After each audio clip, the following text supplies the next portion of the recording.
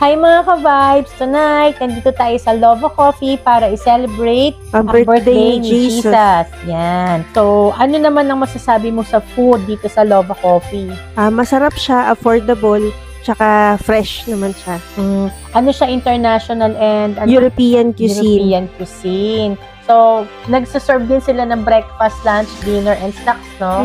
Katulad ng shakshuka, lentil soup, roast beef tacos, beetroot salad. tsaka- Beetroot salad, masarap. Mm-mm. Diba kahit sa, kahit yung mga putso-putso lang ng mga stores, Oo. masarap ang beetroot salad. Plus, yung lugar, ang sosyal. Relaxing tsaka cozy. Yung mga gamit nila, alam mo yung pag may dinala kang liligawan doon, parang sagot ka kaagad, oo Oo agad nga. sa'yo eh.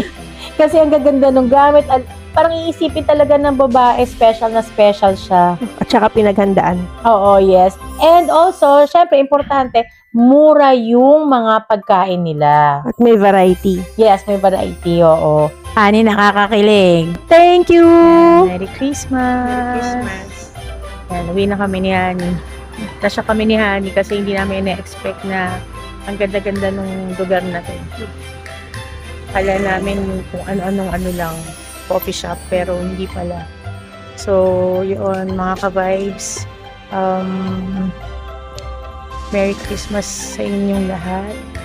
So, nakikita umuusok. O ano. So, ano ba ang ngayon? Negative. Ayan, negative. Negative 3. Yan. So, kanina, negative 7.